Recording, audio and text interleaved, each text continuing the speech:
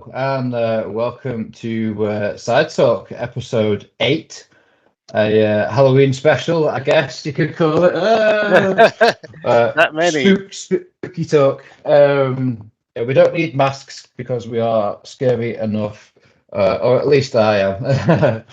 So, my name is Ash, and I am joined once again with by Scott. He's back. Welcome, Scott. How the hell are you, my man? I'm good. Good to be back, and big shout out to Michael for doing an excellent job the past episode and stepping up. Had good time watching you guys and the Brit Rest special. So Nice. It's good to be back too. Yeah, seconded. Thank you to Michael. So that brings us.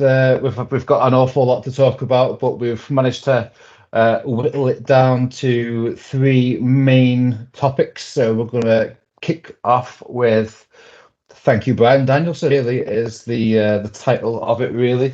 So if you've been following AEW recently, obviously he won the world title at Wembley, All in Wembley, defeating Swerve, and had 50,000 people singing the final countdown, which was just amazing. He then defended the title a few times, but then at WrestleDream 2 weeks or so ago, maybe, he was defeated for that title, and one of the things that he said, a self-imposed stipulation, was that if he lost the title, that would be the end of his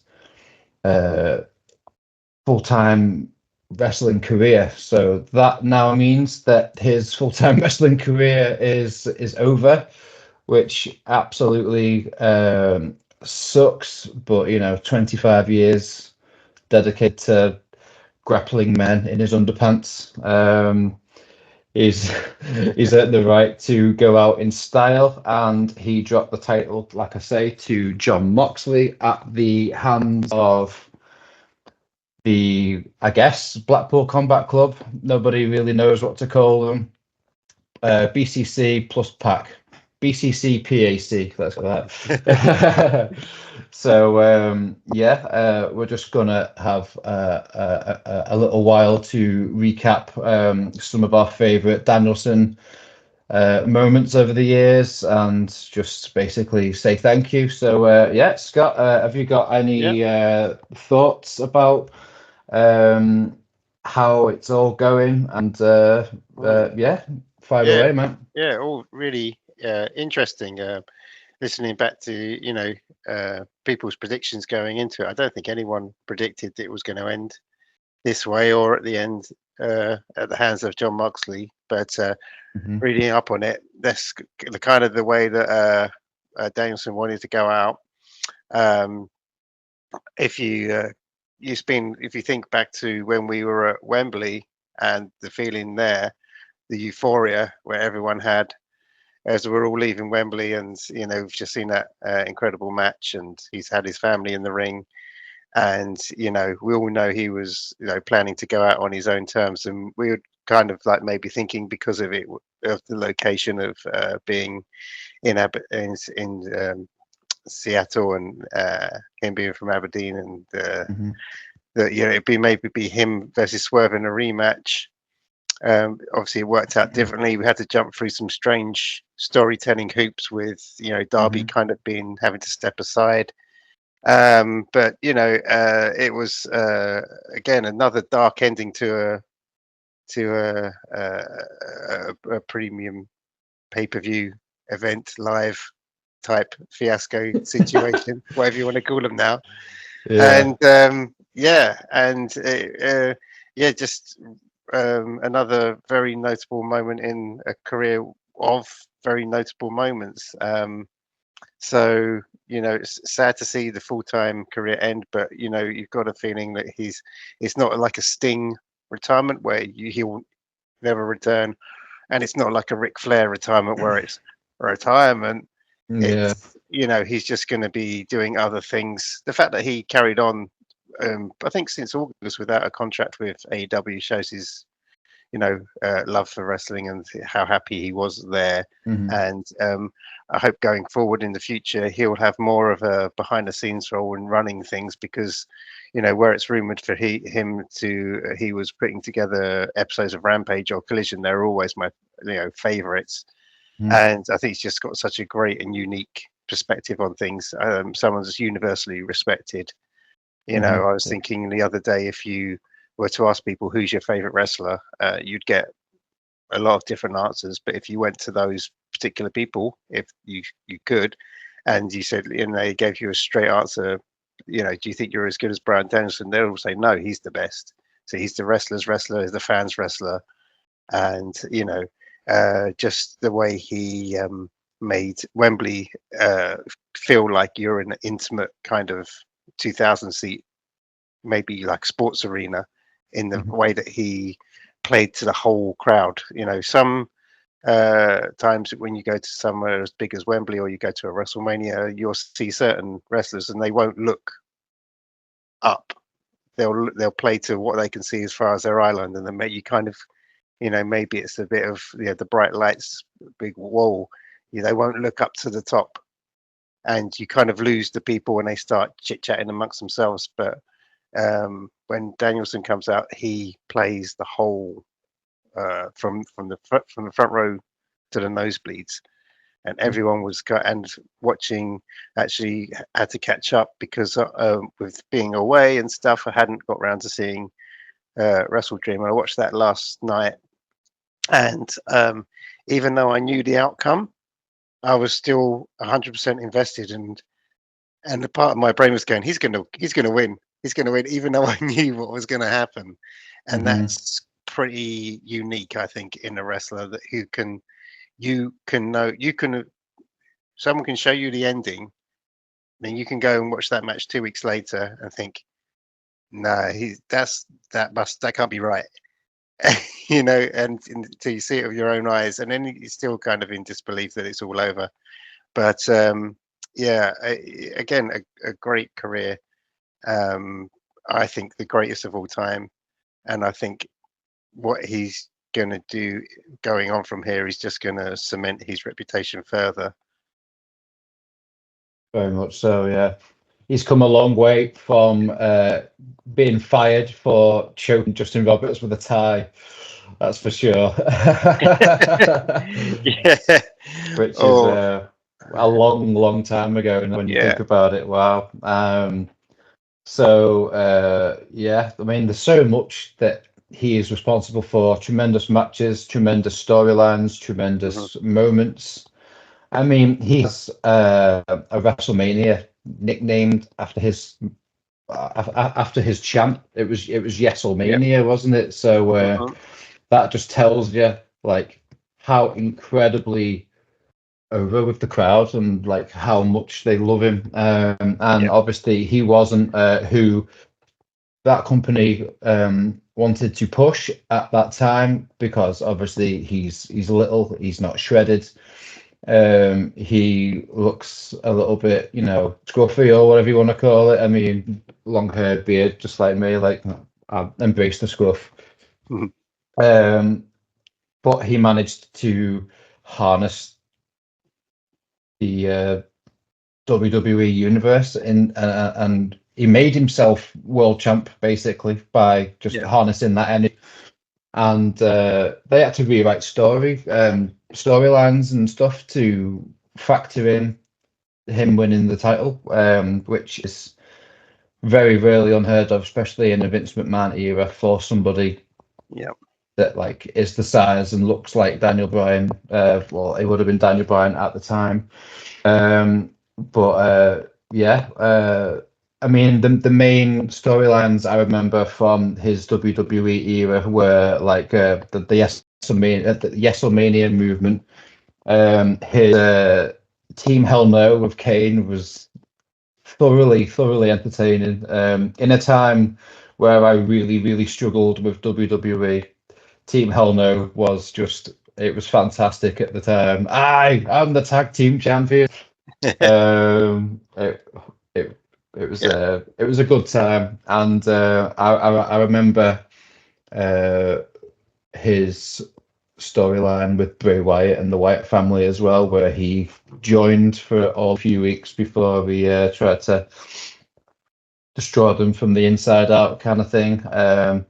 As well as there's so many moments to talk about. Do you have any WWE era kind of moments that you remember? I think from like, you know, from when he started to when he finished, I think the main overall, more of like a feeling than the memory, is that he kind of is almost sadistic in giving you these dizzying highs and then giving you these crushing lows and making you feel really uncomfortable.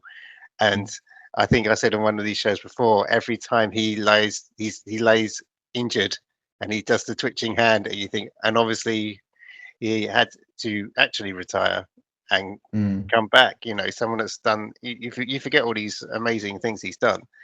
You kind of like think, you know, he's got kind of like this almost gleeful kind of like if I'm gonna give you the highs, the fans the highs, you're gonna come with me and you're gonna know the lows. And I think this is where the current storyline is going. Is like now, I actually kind of like when I was watching it, I was like, okay.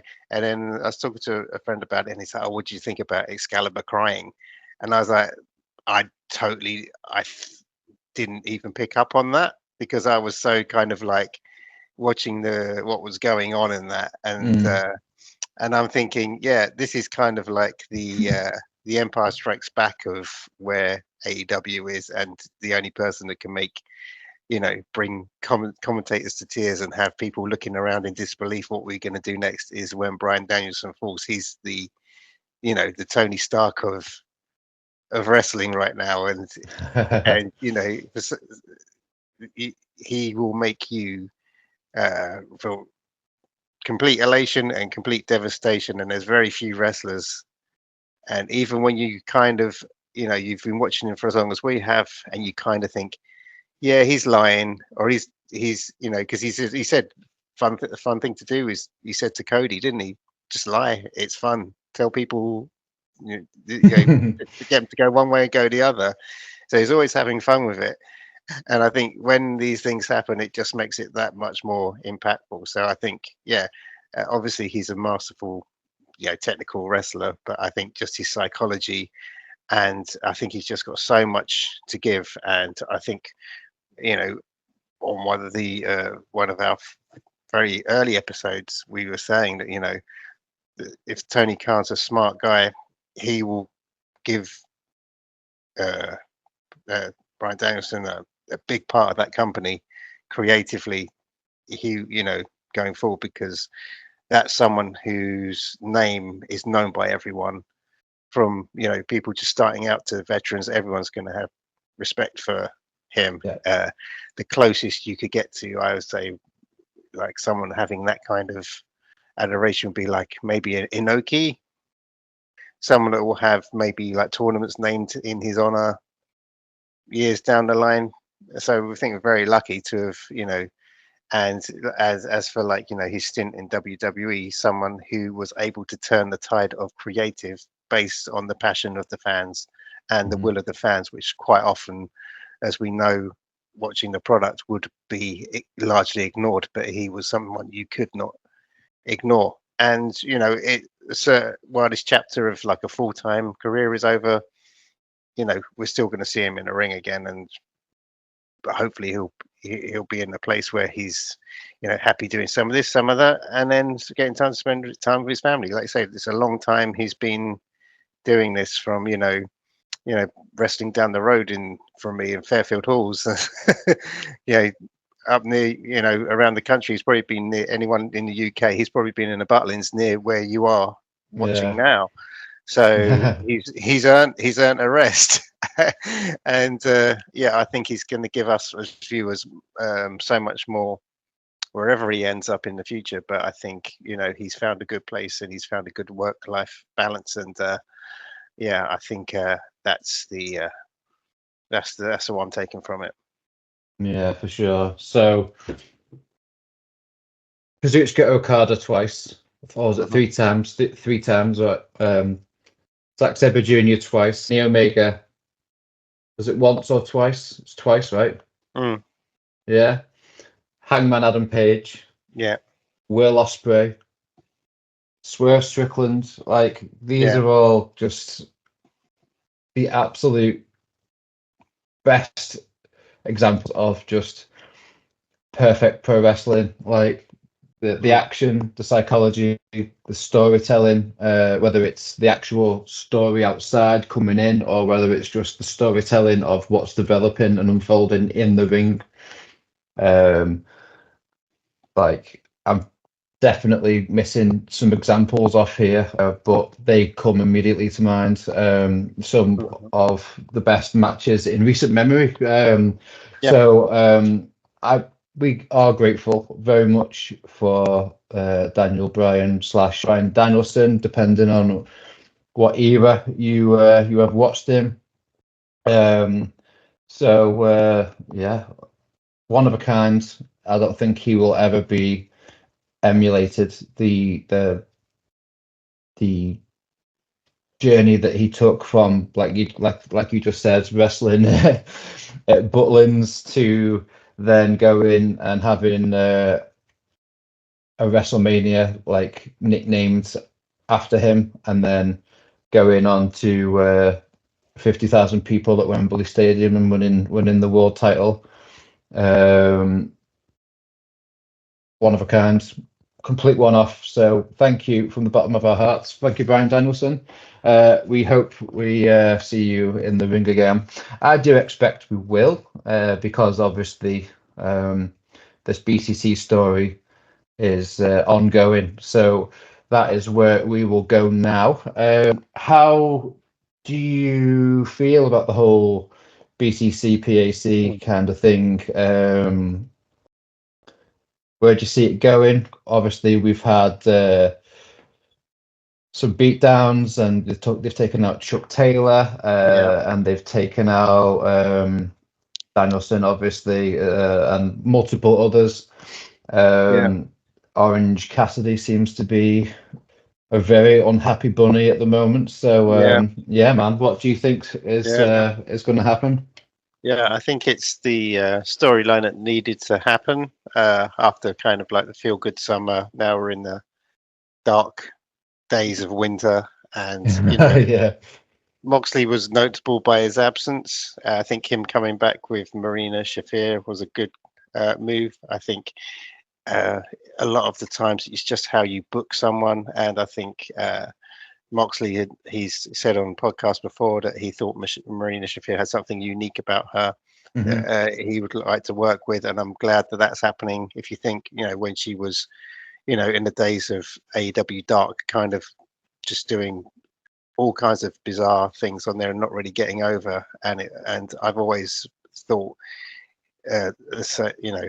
she had a lot of potential. She had brought something different, and it just wasn't.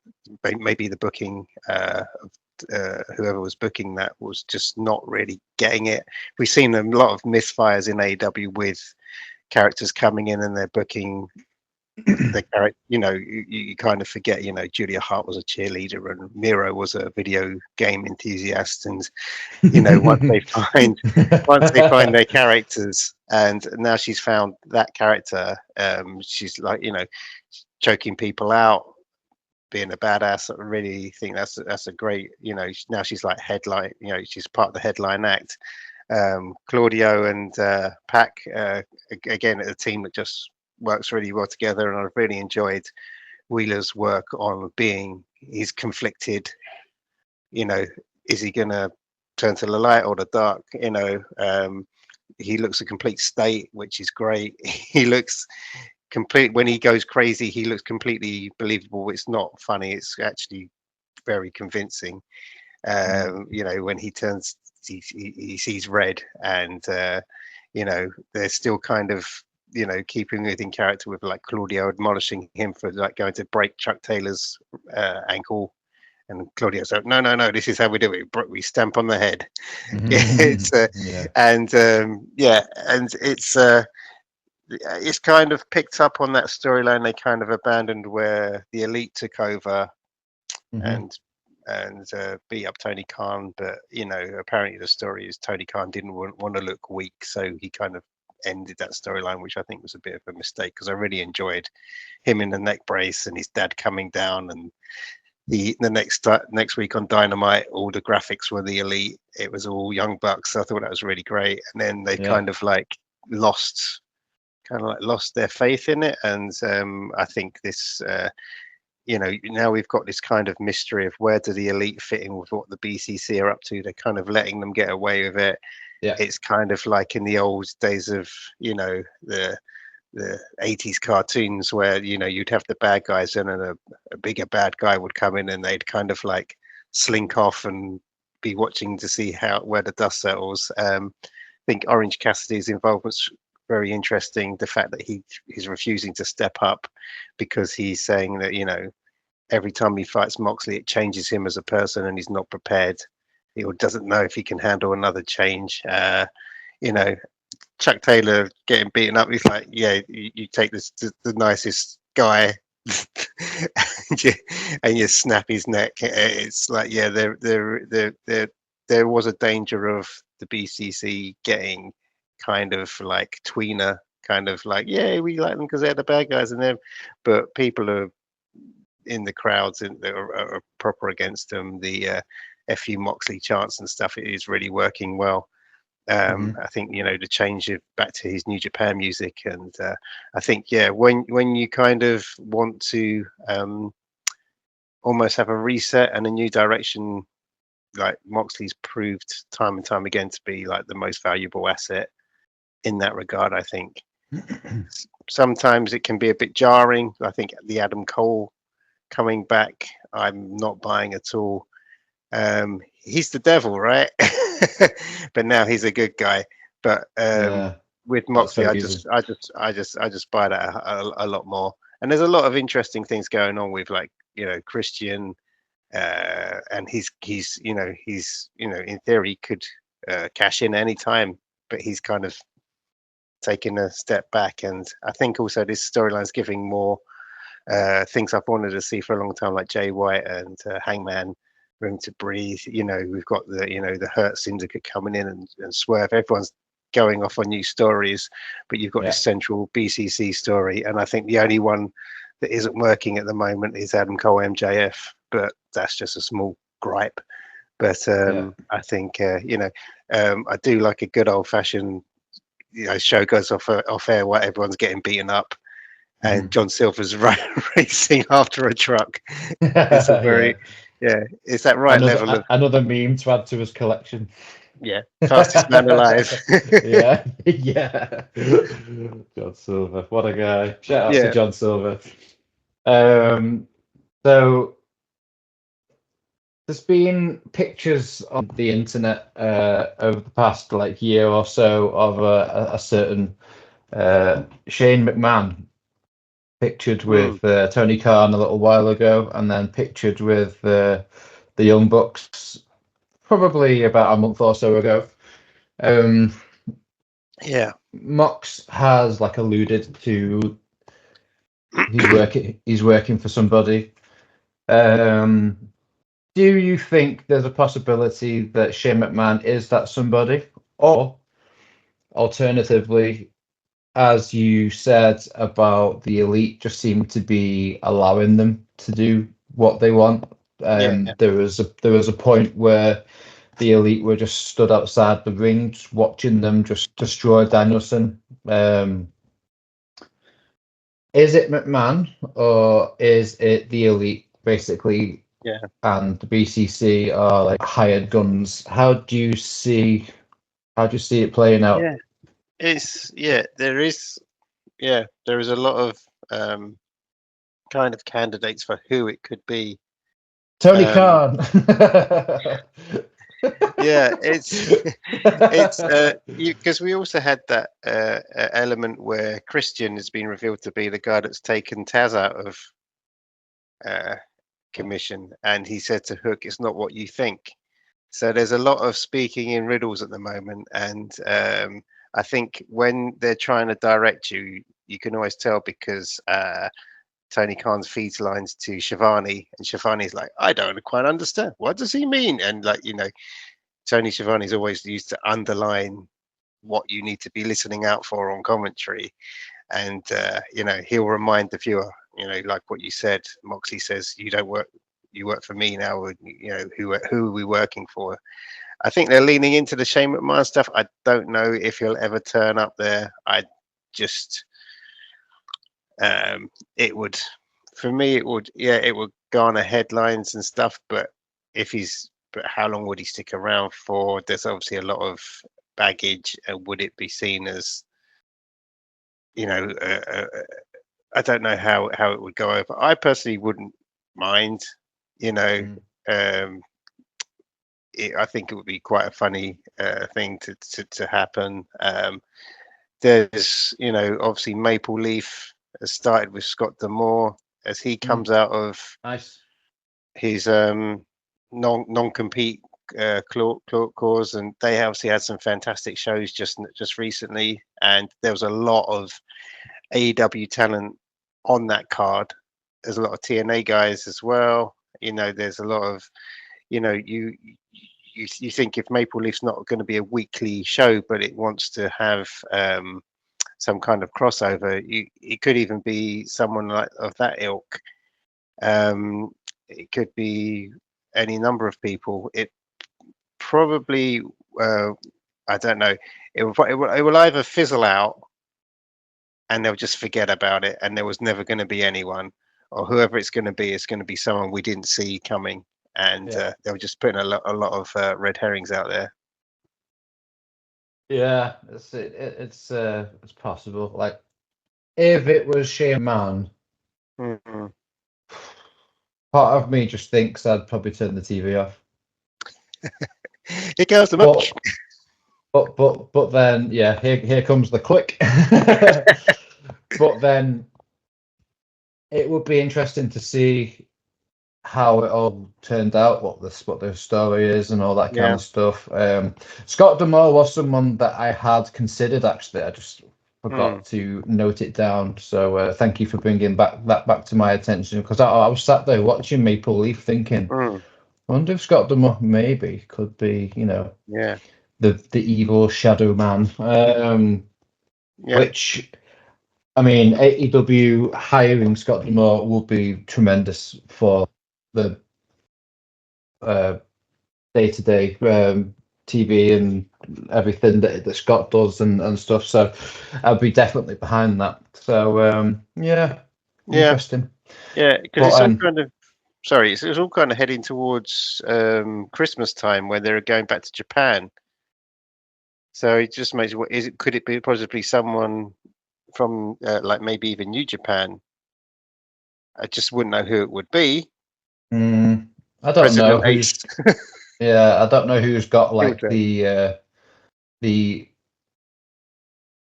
gravitas in New Japan at the moment for that Evil thing. Oh my days! It was me. Good grief! Maybe friends with Jack Perry. Maybe already has his own cloak. Oh my days! Make it happen. In the hat. The wild Make card. it happen. Make it happen, DK. Make it happen. All Evil Wrestling. For fuck's sake. Manifest. So, for all of the internet's kind of AEW is dying, the huge TV deal that they announced earlier this month is contrary to those claims. So I don't have every bit of the deal written down here, but basically HBO Max, it's moving from 2025. It is going to stay on TNT and TBS in the States. Obviously over here, Triller, for those who use that, including myself. I read the other day it's going to be staying on ITV if negotiations go well. So long live pro wrestling, and the more we have, the better for the viewer and the better for the business. I know most people here watching this will probably be watching via Triller or one of the streaming, subscriptions. But I think ITV really needs to sort it out and get these shows on at a decent time consistently. Yeah. The amount of times you think, oh, I haven't caught it. Oh, we'll just watch it when it's on Friday night, and the darts is overrunning, the snooker's overrunning, or they're showing Jaws 3 for the umpteenth time, and they pushed it into the graveyard slot. It's just put it on, put it on at 9 o'clock. Have Rampage on a Tuesday, Collision on a Wednesday, Dynamite on a Friday. People will come to it. I mean, back in the days when WWE was on Channel 4 at lunchtimes, that brought a huge crowd in of people. And before that, when it was on Sky TV and Sky were like shoveling it down everyone's throats, mine included, you couldn't move and so TV and people will say, oh, free to view TV, no one watches that. It's kind of underestimated. It's like a tap into people's houses, and they'll just have the TV on sometimes. They aren't particularly looking for anything, and if you see, oh, look, there's Chris Jericho, what's he up to? I used to watch him back in the day. Then it's a good hook into watching it. And you'll know as well as I, when you've told your friends who might have lapsed in watching wrestling, oh, WWE is going to be on Netflix, 9 out of 10, I might start watching it again then. Yeah, it's it's the so availability, easily accessible now. Yeah, and to be honest, when I was growing up, a big reason why I picked WWE over WCW is because that was the one I could watch. That was the show that my friend gave me tapes for, because it was on, and WCW didn't have that distribution over here like WWE did. It wasn't because I made a decision to like one set of wrestlers over the other, and as I got more into watching WWE, you were aware of like Cactus Jacks and these characters you'd hear about, Goldberg and Road Warriors, and you think, oh, what's all that about? And then they turn up on WWE with a completely different name and gimmick, and quite often get get buried, but not all of them, but some, and so I think keeping it on ITV is a smart move, and Triller's a great platform. I really like using that to watch like the AEW shows. I think it works really well, and I think now I'm right in saying that Progress shows are on Triller, which is good on your Progress. I think I've had it's the next 7 shows, which included the one from Sunday. So the next 6 shows will be streamed live on Triller Plus, which is absolutely brilliant, to be honest with you. I think that might well include the Manchester show that I'm going to in November. So I'll be speaking about that on next month's Side Talk episode.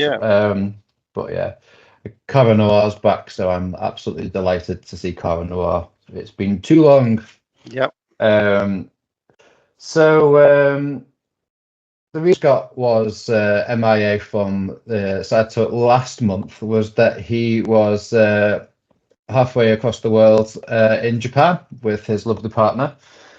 So now he had lots of adventures and misadventures, and a lot of it wrestling centric. So I am not going to hand over the reins and let you talk about your time over in Japan, my man. So far away.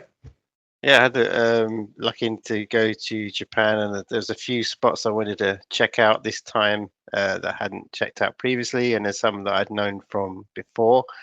But I was chatting back and forth to you, and I was like, you're going to think I'm either lying, had a knock on the head, some kind of Walter Mitty character, because everything is kind of turned up to 11, and Japan and their when they do something, they do it well, and when they're fans of something, they really are fans. I went to lucky enough to get along to a DDT show, the Dramatic Infinity show, and at the Kurakin Hall, which is again, it's like a bucket list kind of event space you want to go to. Really nice venue. It's really weird because it is just like how you would imagine it when you see it on the TV, and when you're like, oh, it feels like almost you're in a TV set. You've seen so many matches over so many years. You go up to the 5th floor. There's it's very tough to get, you know, any kind of ticket for any kind of event in Japan, because a lot of the whether it's theme parks or live shows, they want you to have a phone number or maybe even an address based in Japan. Obviously, if you're a tourist like myself, that's not always possible. If you go along to Kurakin Hall, they have an events guide you can look up, and on the 5th floor you can buy on the day tickets.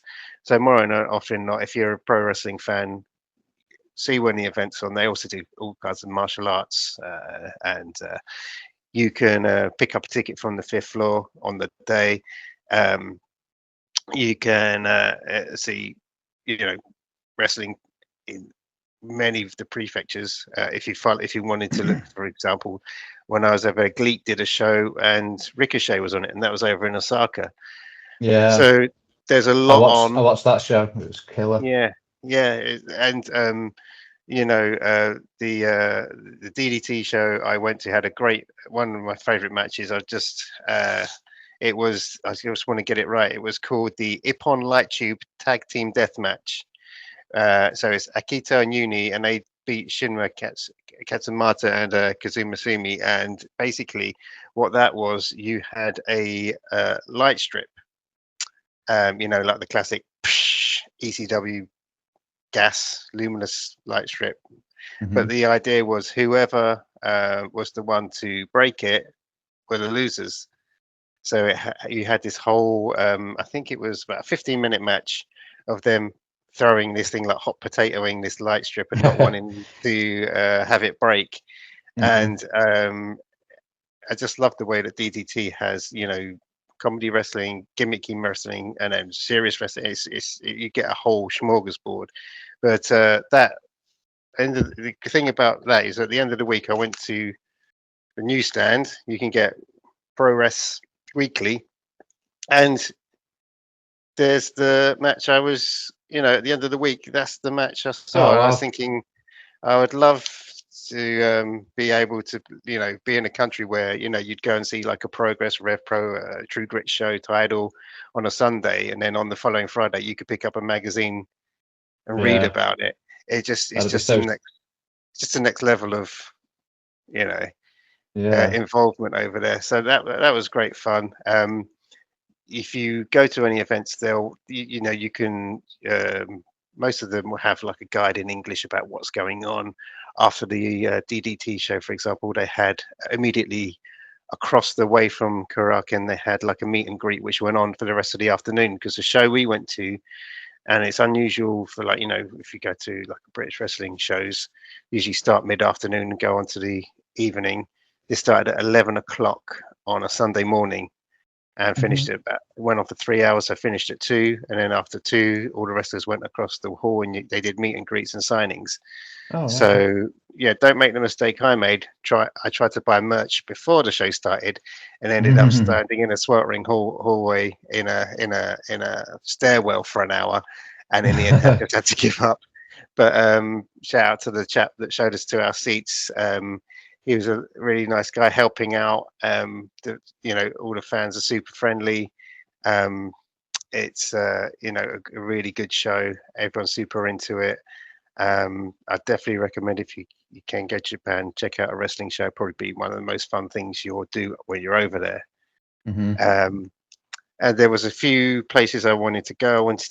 I saw the Eddie Kingston YouTube video where he went to Kawada's ramen shop.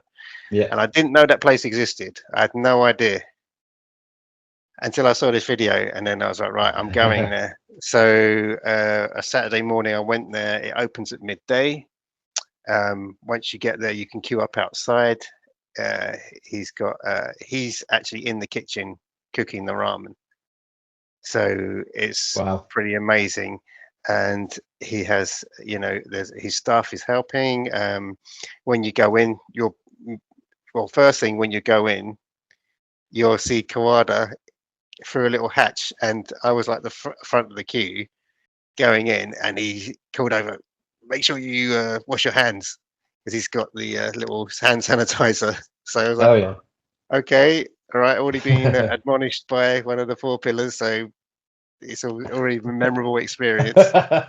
And then you have a vending machine with all the different kind of ramens he does. You put your money in, hit the button, get the ticket, give the ticket in. I had the pork curry ramen garlic, and yeah, there's about me and 10 other people, and the ramen comes out. It was bloody delicious, but Mhm. the fact that it was made by this legend who's now running this humble ramen shop is very surreal. Mm. You can buy his bottles of sake and t-shirts. So I wanted to buy a t-shirt, and then they were like, "Okay, just a minute, pick a size." And I was picked a size, and I was like, "Okay." And then everyone started saying, "Thank you very much for the food," and they were going. And he's like, "Yep, see you later." And then in the end, it was just me because I was the only one buying a t-shirt, but they wanted to get all the food service out. And then he came out and Yeah. he was like, "You want me to sign it?" And I was like, Wow. "No, I want to wear it. So I don't want to wash the signature off." I didn't know. And he was like, "Oh, you want to wear it? Oh, that's cool, cool, cool." And I was like, "Yeah, I want to wear it. Thanks. And but if you can have a photo." And he took some photos with us. Wow. And I said, "Thank you Wow. very much for the food." And then as I'm going out and he's bowing, "Thank you for coming. Thank you for coming." And I was like, I messaged you soon after going, "This is really weird." it's a, it's like really surreal, and yeah, I definitely recommend. It's called Menjaras K Ramen, as in play on ramen, Jarasu K as in like dangerous K. It's in Setagaya. Get yourself down there. Mm. Delicious ramen. You'll meet the guy himself, top guy. He makes a Wow. mean bowl of ramen, and it's definitely one of those things that you might not know exists. But after I saw Eddie Kingston, I was like, I left like Eddie Kingston, just like that was amazing. Wow. I met the guy Wow. that had all these incredible matches, and you know, um, it's surprisingly there are other restaurants run by wrestlers. There's on the other side of the city near Asakusa, Mr. Danger. He runs Mr. Danger Steakhouse. Unfortunately, the day I went there, not only was it closed, and this is something you've got to watch out for in Japan, is that shops will just close and it won't tell you on Google that they're closed because they have to go and help out another shop or they're on holiday. There'll just be a piece of paper, "Sorry, we're closed, back in a few days."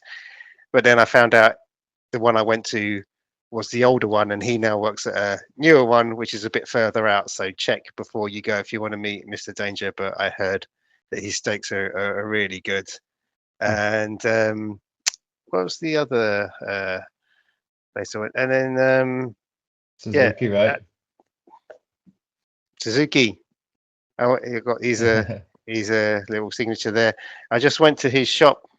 Um, I had 5 minutes to spare. We're in the area. Just bowled into the shop. All right, I'll pick up a t-shirt or something. And then there's a guy on his phone. I look, oh Jesus, it's him. I heard that he does appear there from time to time, It's but a it's kind of like this is yeah. I hadn't gone there to. Oh, I hope he's there. I yeah, was like, yeah. it's unexpected if he'll be there or not. So I went there and I was like, oh, how? I said, my broken Japanese. How are you doing? Are you good? And he just said, yes. And I was like, Yeah. this is priceless. Even if I just pick up a sticker or something. But I got a Yeah. couple of t-shirts for Takayama. He did the charity show. So there was a couple of t-shirts for his charity event, and a couple of stickers that Minoru had designed. So help out a good cause, get some merch, meet a legend. I was like going through my Instagram. So I met you 2 years ago at RevPro, and you fought Yota Tsuji, and he's like, Tsuji. Yeah, yeah, yeah, like that. And I was like, wow. I said, Wow. yeah, I said, like, little club in London. He's like, yeah, yeah, yeah, yeah, yeah. So and I was like, yep, cheers, see you later. And then across the way, there's a shop called Corazon, which is is run by a deathmatch wrestler. He's really sweet guy. You might have seen my shirt that says like support local wrestling. That's where that's from. Check out his shop as well. They're both across the way from each other. I think they're him and Minoru are drinking buddies, and they both run wrestling shops in Japan. And and then there's the shop Tadukan, which is kind of like the mecca. If you want to go and buy some merch, it's up at the top of the Yamanote line. It's a place called Sugamo, which is known as the Granny's Harajuku. So if you know, Harajuku is full of the cutie little shops for with the kawaii. This area is basically the same, but for grannies. And in the middle of it is a massive wrestling shop that used to be a Chinese restaurant. So you come out of the station, you turn right, and then you see this huge shop, and it's got like wrestling posters, and you just basically you'll need to take about at least half a day, because you'll just be digging through crates and you'll find all kinds of wild stuff. This Noah hat I picked up there for about 20 quid, and when I got it home I noticed that it has a Misawa signature on it there, and I checked the label and it said yes, but the reason it was cheap is because it's a bit knocked around and old, because it's from like 2005 or whatever. So there's like it's in fair condition, but it's got a signature on it. I didn't even notice when I bought it, because I was like, it's like a nice black hat and I wanted one with the old Noah logo on it. But yeah, if you go there, you'll find something with your favorite wrestler on it. They've got all kinds of stuff.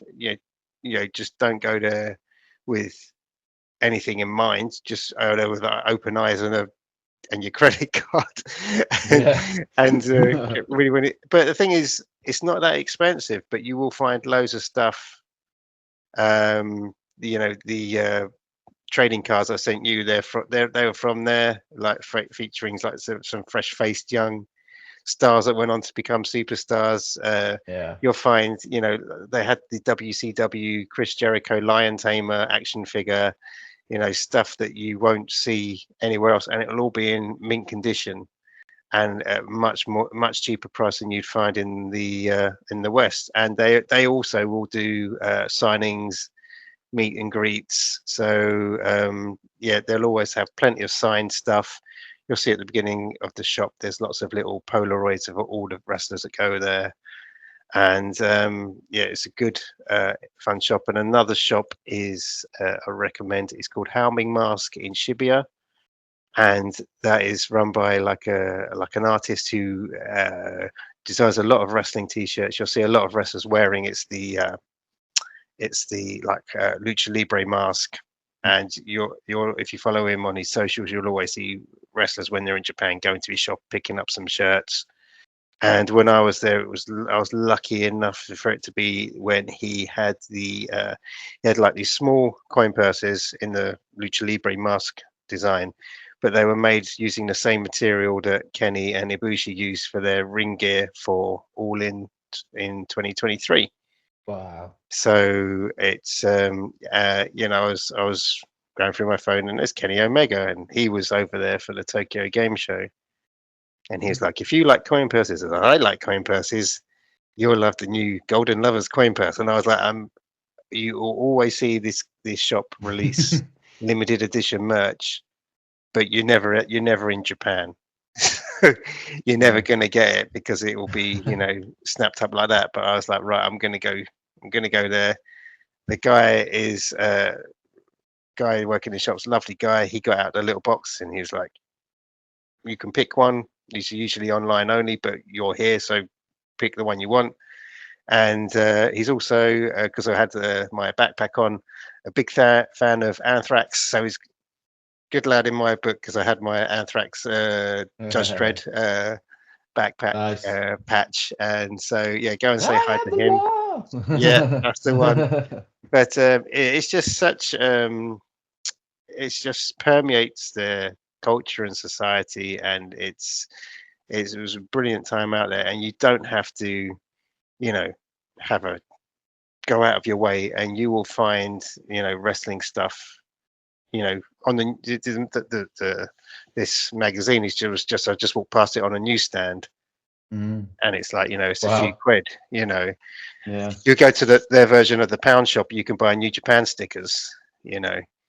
You can go to it's I bought the strangest thing I bought over there was a bath bomb, right?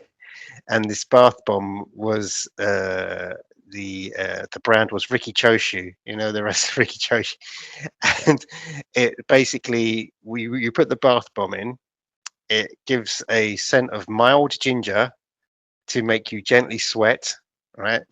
And inside is a little standee of Ricky Choshu, like a cartoon character of him, like swearing at you in some. It will say something in Japanese like "wash you bastard." So it's like, yeah. So I was sitting there having my Ricky Choshu bath bomb, thinking, yeah, only in Japan. And that's Yeah. kind of the thing. You'll go over there thinking, right, I'd like to get, say, like, a Bullet Club shirt.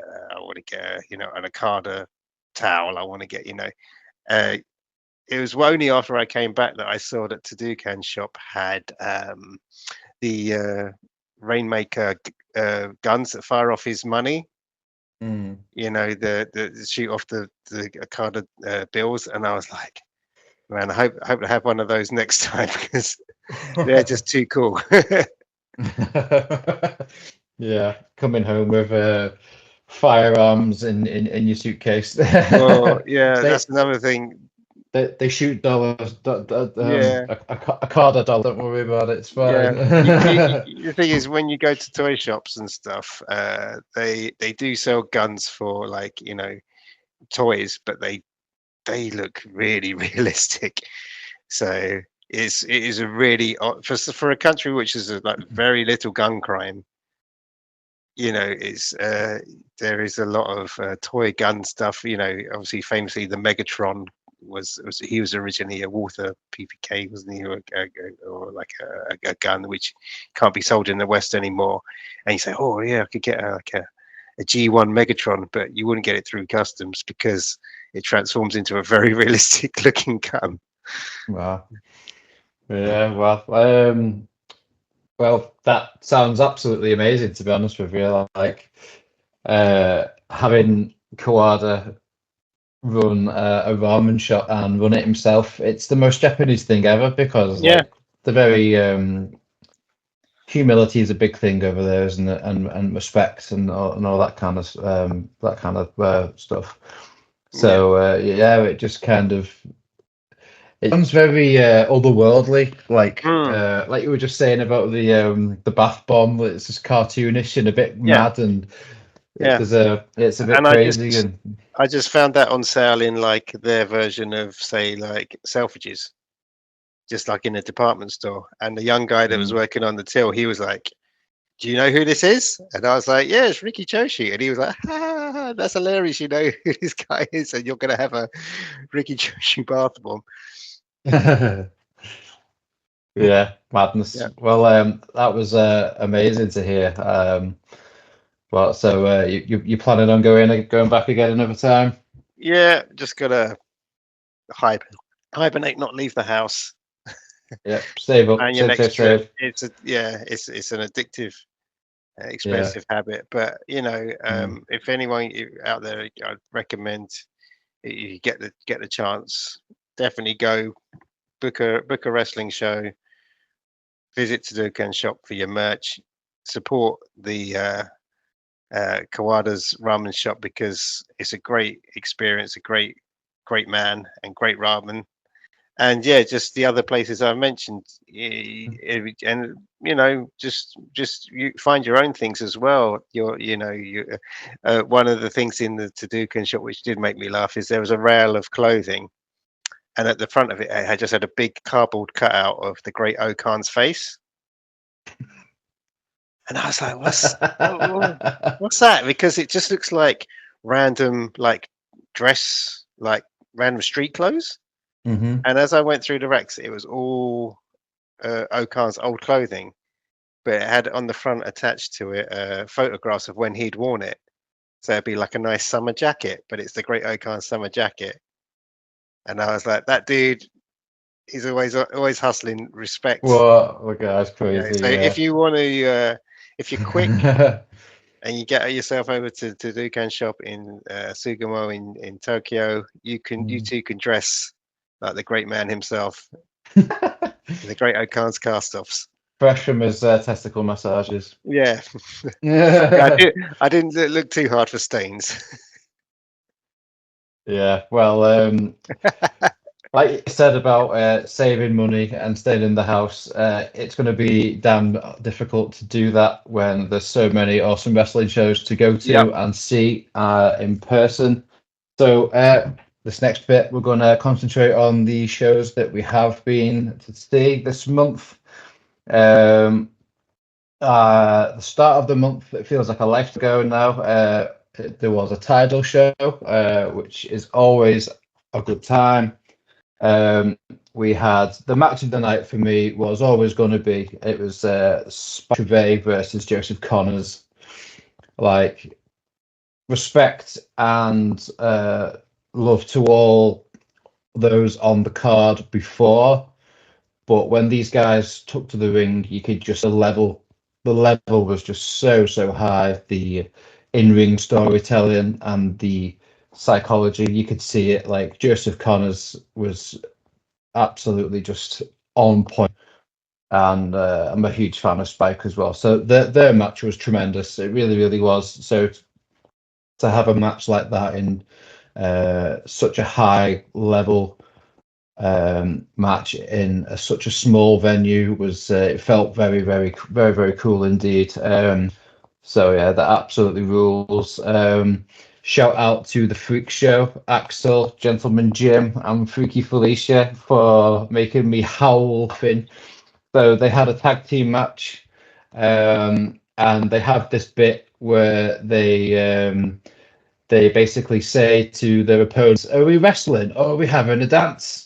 So then, like, this music comes across the speakers, and they start dancing with like handkerchiefs and stuff, and the opposition team's just looking bemused by it.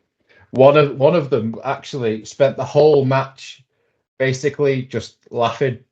I could see he was basically just laughing because he found the show so funny. He was just basically even when he was like he took big heavy spills to the over the ropes to the outside, and he's like, oh, Yeah. like he was having a great time. So yeah, they're doing all this dancing and stuff like that, and then the music stops, and it's just like a clothesline and a drop kick, and it's just like it killed me off laughing. It was brilliant. So yeah, fantastic stuff. So yeah, that was the Tidal show. There was lots more to be discussed, but I didn't make notes, and I'm a fool for that reason. So apologies to all those that I didn't include. Also, shout out to Lana Austin's backside. Yeah, she was on the show. So I also went to RevPro Global Wars up in Doncaster, returned to the Dome after 2 or so years. Fantastic show. I missed that venue very much. The match of the night for me was Ricky Knight Jr. versus Michael Oku. Ricky Knight Jr.'s chops, man. Holy shit. Wow. Yeah. You could probably hear them like a mile down the road. I don't know how he gets them so on point every single time. It's rest in peace, Michael Oku's tits. But yeah, that match was it was phenomenal, to be honest with you. Unfortunately, Leo Rush could not make the show because of travel and debacles, so he was replaced by Yota Tsuji, which I think every person in the place was delighted, to be honest with you. I certainly was. I'm a huge Tsuji fan. Hugie Tsuji. So yeah, he wrestled. Let me try and remember now. No, I did not make a note, and I cannot remember. I am drastically sorry. I'm just waffling at this point. So yeah, Suji, it'll come back to me like towards the end or after the episode or whatever. So, but yeah, anyway. So yeah, he had a great match. It was so awesome to see Hiromu Takahashi with my own eyes for the first time. You could just see how good he is. Yeah. Like he, like I was saying about the levels and stuff, you could just basically tell how good he is, and the whole crowd was just, he was eating out the palm of his hand kind of thing. Yeah, really, really, really good. And the main event was noteworthy also. We had Luke Cubs and Tomohiro Ishii, the third and apparent final match in the series. We had Luke Jacobs win and retain, and it was just an absolute slobber knocker, as you could imagine. I had a little chat with Luke Jacobs at the merch table after the show, and he was shaking. He was trying to do he was selling some like cards and what, and he took it out to sign it, and it took him a long time to put it back in its little sleeve because he was shaking so much, more the chops and stuff. So yeah, an absolute buster. Robbie X actually versus Zack Sabre Jr. was just tremendous. The first match, the first appearance of Zack Sabre Jr. as IWGP World Champ was in Doncaster of all the places, and he got on the mic after the show and had a little laugh about it. Like, I did not expect this to be in Doncaster. So yeah, absolutely phenomenal, phenomenal match. He got on onto Bobby X after the match and offered a TMDK shirt, to which Bobby X threw away. We now know why, and I'm going to pass over to Scott to explain why, and yeah, carry on with your stuff. So go for it. The following day was Royal Quest 4 at Crystal Palace. So myself and Michael attended. Again, great show. Really good energy, good crowd. I like the venue. I know some people kind of split on it. You can't do the Copper Box all the time, but I think it's a nice sized venue. The crowd are always very into seeing the talent from Japan. I was reading on Cage Match some of the reviews and from people that had watched it on TV, and there was one guy who did make me chuckle that he got really annoyed by the crowd and how much we were singing and making it. I think he said he accused British crowds of turning things into a pantomime, and I was like, that's not a bad thing. That's what we do best. But I think it is like one of those, when you're there, the crowd really were kind of like the extra man in the ring, and just the whole show had a really good energy, and everyone's enthusiastic. We had let's go through here. Yeah, the Robbie X and Ishimori. So Robbie X was revealed to be Ishimori's tag team partner, and as a result, a member of Bullet Club. And shout out to Michael, who accurately predicted when we were saying who's it going to be. He said, "Yeah, I think it's going to be Robbie X." And when Robbie X came out, everyone was like, "Yep, you'll have to see it." They had a really good fight with CPF, and CPF debuting match in New Japan. Again, a great team to look out for in the future. They put a really good account of themselves. It was always, it was going to be Robbie and Ishimori that were going to win, but a great opening fight for the main card. That was followed. We had a tag team match. Azumi, Danny Luna beat Kanji and Mina Shirakawa. Again, the level of the Stardom wrestlers is always impressive, but the Luna and Kanji Mona held their own, and it was a great fight.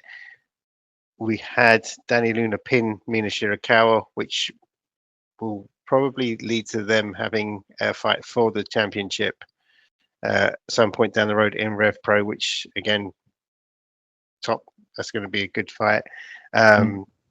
We had my pick for match of the night, and it's that man again, Michael Oku.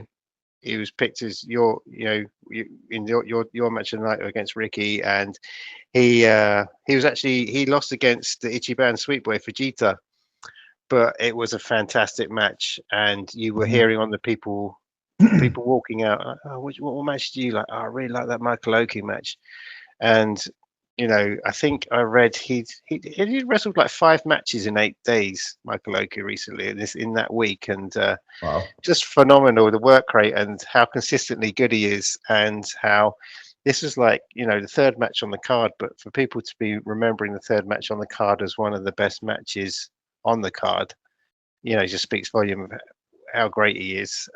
Really good match, and we had Suji next against Driller Maloney. Suji wins. Michael raised a good point. Why do we never see Clark Connors on the UK card? I don't know if there's travel issues there, but next time let's get the War Dogs over full strength, because that'd be great to see. He's just too damn sweet, apparently. Too damn sweet. That's what it is. Next match was Umino and Callum Newman. Nice. And that was I really enjoyed that. Callum Newman's given more of a ground-based than high flying than I've seen him before. Yeah, really kind of like filling out and breaking kayfabe. If you looked up in the guest box, you could see Will Ospreay was watching every match. And he was leaping out of his seat anytime there was any offense from Newman, which was really sweet to see. Just like he's obviously got a real investment in the people that he came up with, and they're now proteges of his, and just to see him enjoying wrestling on a Sunday afternoon. He wasn't officially there because obviously kayfabe, Fletcher's put him in the local medical facility, but Shota won. Mixture of cheers and boos. I'm not really I'm just one of those gits that doesn't like doing if the thing to boo someone is the thing to boo someone because it's a storyline. I just like Umino. I've always liked him, and I know it's the storyline. He's thinking, oh, you can boo me if you like, but I nothing but applause for both those guys. They put on a fantastic match, and probably just under the Fujita Oku in my favorites. It's probably around the same. Next match, Taka Michinoku. Finally get to see Taka Michinoku wrestle live, and it was fantastic. Indeed. Indeed, it was. He was up against Finley. Finley pulled the shit heel move of getting Gado. You have to get through Gado to get to me. Yeah. Michinoku got rid of Gado in 2 minutes. But then Finley squashed Michinoku in a minute. David Finley, the crowd were chants of "Please don't come back," and "You're not even Irish." So that was quite funny. And then you had the six-man tag team. You had Lij, Takahashi Naito, Titan, and they defeated Mascara Dorada and the TMDK team with Robbie Eagles and Oiwa. Oiwa is someone I haven't seen wrestle live before, but he's he was got a lot of potential. Robbie Eagles was the fan favorite because Naito was wrestling in his t-shirt. There was a chant of t-shirt Naito, and then Robbie Eagles had his t-shirt on, so there was a chant of t-shirt Robbie, and there's a whole thing of will he take his t-shirt off or not? As soon as he did, Hiromu jumped in the ring, demanded the t-shirt from Eagles, put it on, and got everyone in a chance of t-shirt for Hero. And he was like, because everyone's like, Robbie, oi, oi, oi. And then Hiromu was like, Hero, and everyone, move. So again, had us all wrapped around his little finger.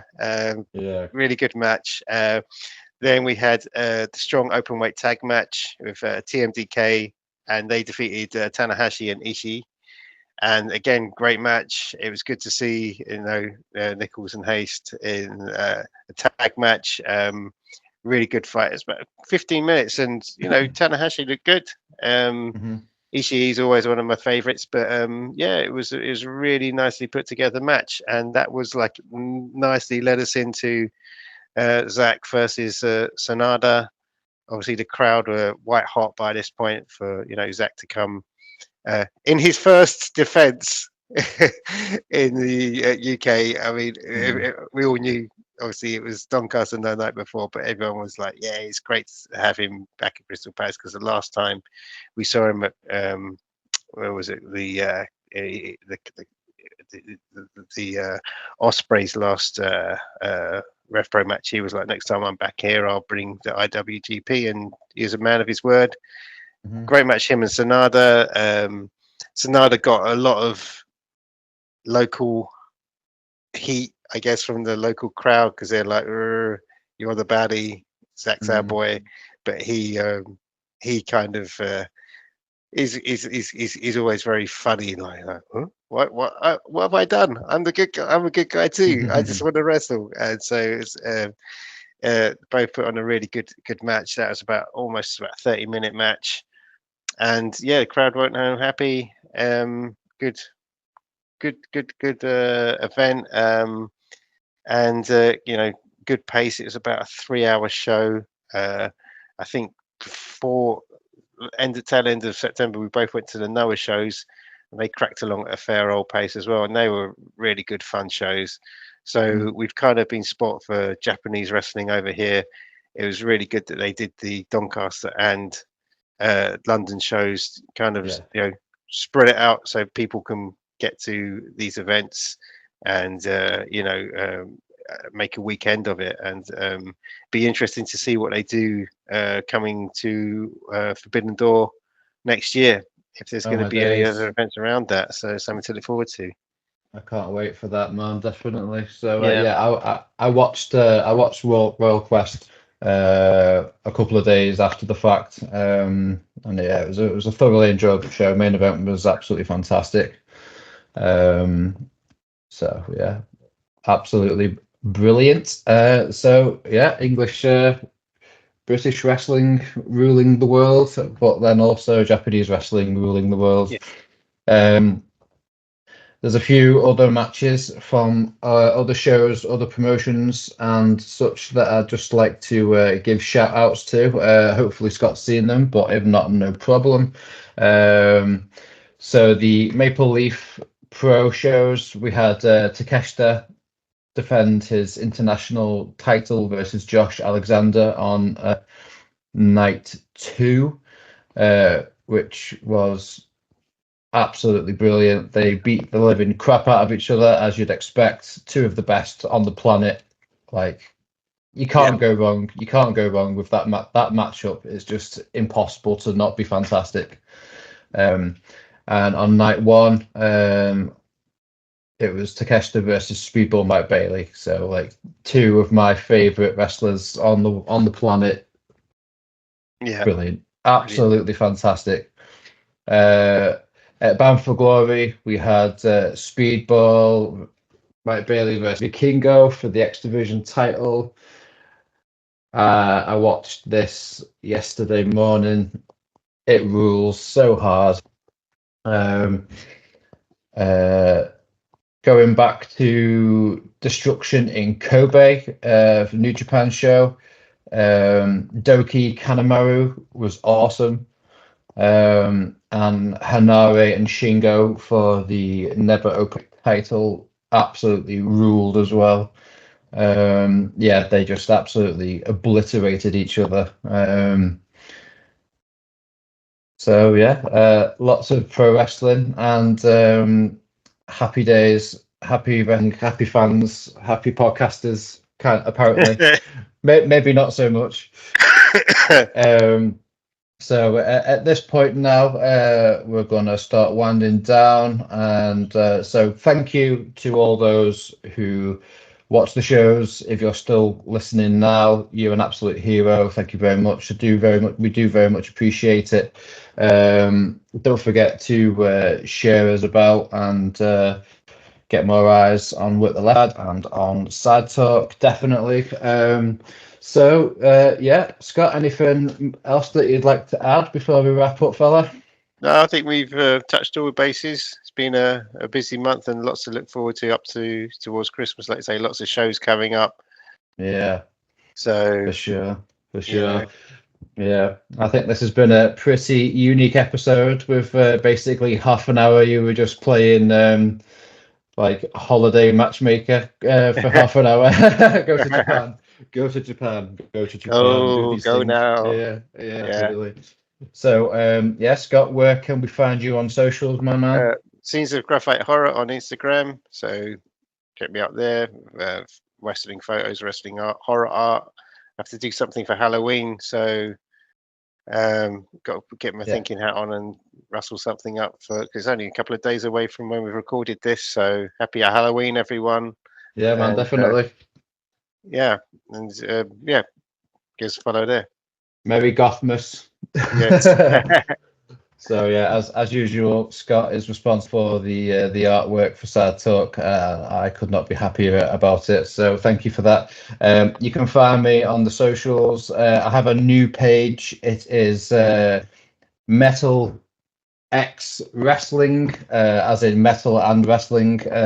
Basically, somewhere that I am just gonna splurge my thoughts and feelings on metal albums and bands and gigs and stuff, as well as all things wrestling. Whereas I'm going to have With the Left Side as the more cast-centric business. So if you want to, if you like metal, if you like wrestling, come on over. If you like one or the other, come on over anyway, and just disregard the ones that you don't like all as well. So yeah, thank you very much for watching once again. We will be back again at the arse end of November with some tales to tell and some things to discuss. Wrestling never sleeps, and apparently never do we. Right. True. Yeah. Right. Peace out, guys. Bye.